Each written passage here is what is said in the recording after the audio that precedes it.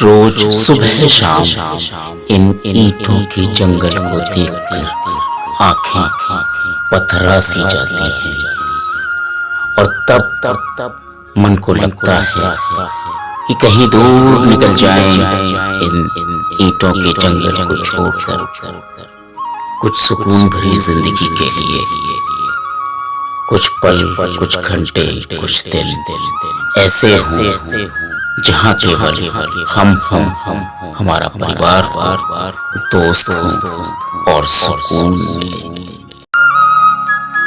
तब जहन में आते हैं वो पहाड़ी मंजर जहाँ हम ढूंढते हैं कुछ सुकून, शांति और अपनी जिंदगी के कुछ अहम पल। कई बार यहाँ आकर भी मन उचट सा जाता है क्योंकि पहाड़ हैं, हरियाली है, पर यहाँ भी ईंटों का एक छोटा जंगल दिखाई देता है। तो कई बार मन सोचता है कि आखिर हमें ईंटों से ज्यादा प्यार है या कुदरत से, पेड़ों से, पौधों से, हरियाली से, झरनों से, पहाड़ों से। आखिर हमारा लगाव है किस चीज से? हम तो ईंटों का जंगल खड़ा करते चले जा रहे।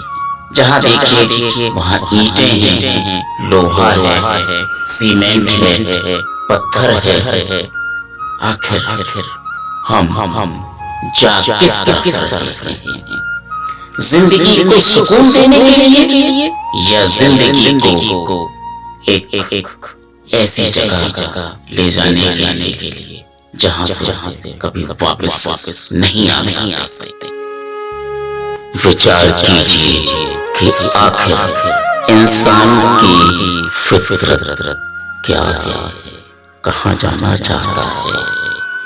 ये सुकून भरे पहाड़, घाटियां, ये सर्दीलाकार रास्ते क्या किसी इंसान को लुभाते हैं या नहीं लुभाते? लुभाते हैं तभी तो हम खींचे चले आते हैं, दौड़े चले आते हैं इस राह पर जहां हमें थोड़ी देर के लिए ही सही लेकिन शांति मिलती है कुदरत के बीच अपने आप को पाकर। हम इंसानों का इतिहास इस बात का गवाह है कि हमारे पूर्वजों ने कुदरत से बहुत कुछ सीखा है। बहुत कुछ क्या, हमने सब कुछ कुदरत से ही सीखा है। कुदरत के बीच हम पले बड़े हैं और हमारे ऋषि मुनियों ने कुदरत के बीच रहकर ही कुदरत के नज़ारों को परखा है, परीक्षण किया है और हमें एक जीवन शैली दी है। इसी जीवन शैली के तहत हम जब अपने काम से थक जाते हैं, आराम चाहते हैं, तो हमारा मन करता है कि हम निकल पड़ें कहीं दूर दराज ऐसे इलाके में जहां हमारे मन को सुकून मिल सके, हमारा थका हुआ मन आराम पा सके और हम निकल जाते हैं उसकी तलाश में। इसी जीवन शैली को हम पर्यटन कहते हैं। पर्यटन हमारे जीवन में ऐसा रचा बसा है, हमारे खून में ऐसा घुला मिला है कि हम न चाहते हुए भी आराम के लिए, अपने थके हुए मस्तिष्क के लिए, अपने थके हुए शरीर को आराम देने के लिए घूमने निकल जाते हैं।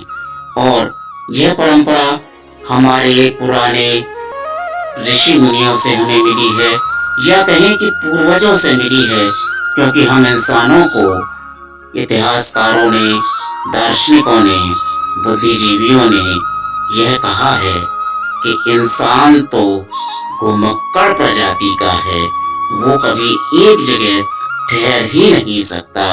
वह चाहे किसी भी काम को लेकर बाहर निकले, लेकिन वो अपने शहर से बाहर जाकर ही सुकून पाता है। इसका एक और उदाहरण लोगों ने पेश किया कि जिस व्यक्ति को अपने जीवन में अथाह उन्नति चाहिए, वो अपने जन्म स्थान से बाहर जाकर ही उन्नति प्राप्त करता है, कर सकता है। और ये बात आज भी अक्षरतः साबित होती है। लेकिन हम बात कर रहे हैं पर्यटन की, कि हम पर्यटन के लिए जब निकलते हैं तो हमें क्या कुछ देखने को मिलता है। कुदरत का नजारा।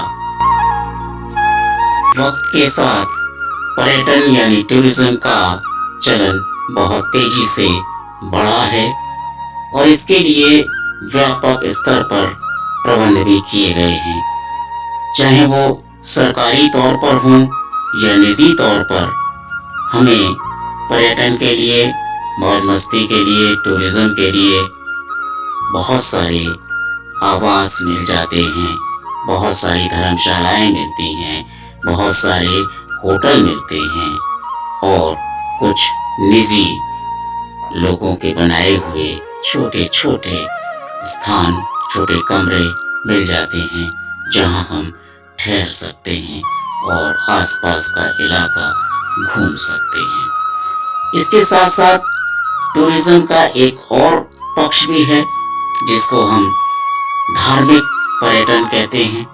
धार्मिक पर्यटन एक अलग प्रारूप है जिसमें हम धार्मिक स्थानों की सैर करते हैं। लेकिन आमतौर पर लोग अपने बच्चों को लेकर कुछ पल ऐसी जगह गुजारना चाहते हैं जहां बच्चे कुदरत को बहुत करीब से देख सकें, पहाड़ों का आनंद ले सकें, पहाड़ों के सर्पीले रास्तों का मजा ले सकें।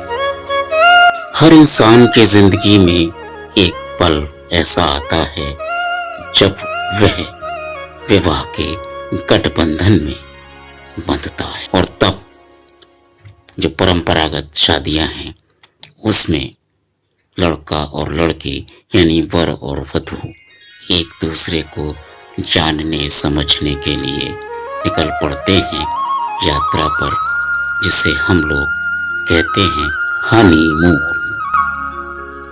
टूरिज्म के तमाम मकसद हैं थके हुए मन को आराम देना, कुछ दिन मौज मस्ती के लिए निकल जाना, भीड़ भाड़ इलाके से दूर कुछ दिन गुजारना, काम से आराम पाने के लिए या फिर किसी विशेष मकसद के लिए, फिर चाहे वो हनीमून ही क्यों ना हो, इसके लिए एक बेहतरीन आलीशान आराम गाह है सालवुड रिसोर्ट।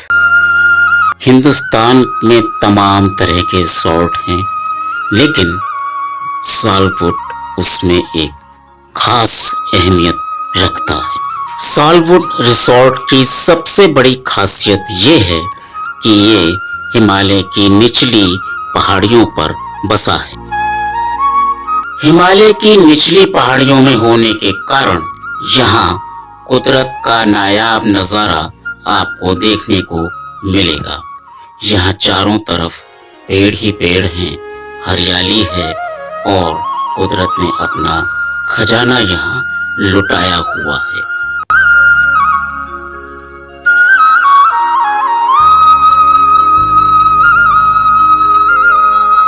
इसी कुदरत के बीच बनाया गया है सालवुड रिसोर्ट।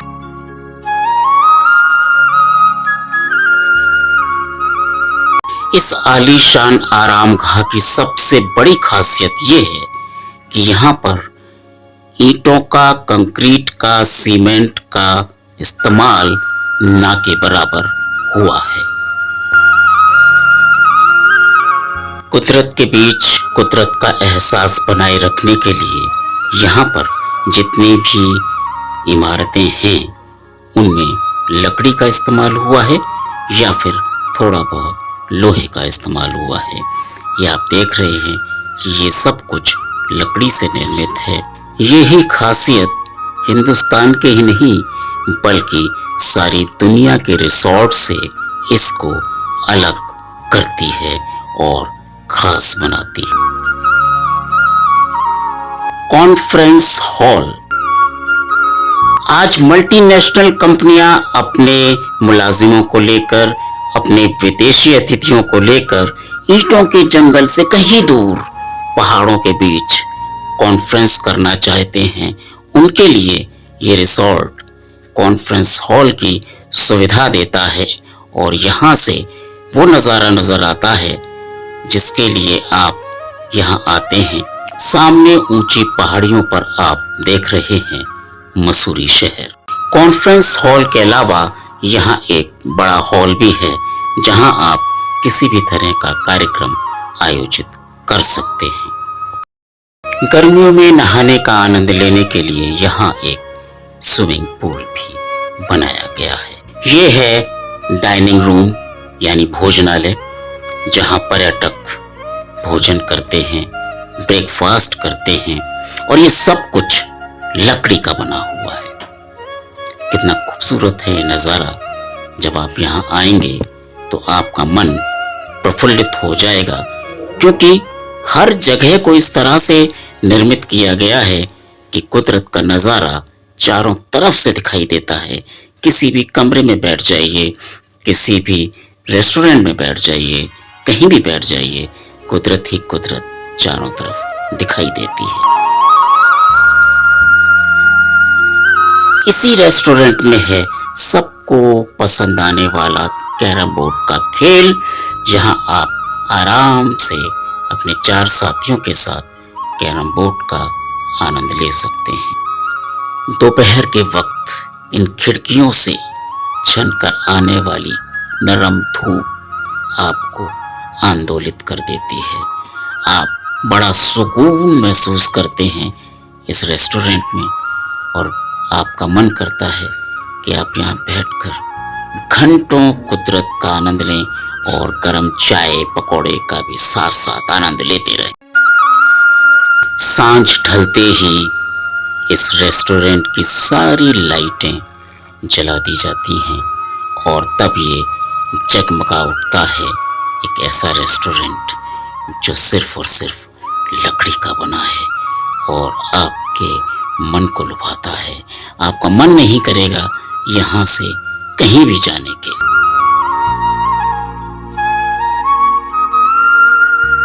इस खूबसूरत आलीशान आरामगाह की एक खासियत ये भी है कि यहाँ पर जो कमरे बनाए गए हैं सैलानियों के लिए वो अलग अलग हैं, एक साथ मिलकर नहीं बनाए गए हैं।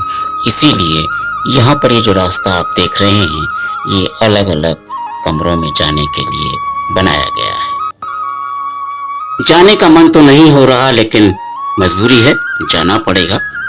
जाते जाते मैं एक बात आपसे कहना चाहता हूँ। क्या आप उम्मीद करते हैं इतना खूबसूरत आरामगाह कोई व्यवसायी बनाएगा? नहीं, ये किसी व्यवसायी द्वारा बनाया गया नहीं है, बल्कि इसको उस व्यक्ति ने गढ़ा है, उस व्यक्ति ने रचा है जो कुदरत का अनन्य प्रेमी है, पशु पक्षियों से प्यार करता है, कुदरत के बीच सबको लाने का दम रखता है और यही संदेश वो व्यक्ति देना चाहता है कि आइए कुदरत के बीच कुछ दिन गुजारिए। और इस व्यक्ति का नाम है डॉक्टर योगेश शर्मा।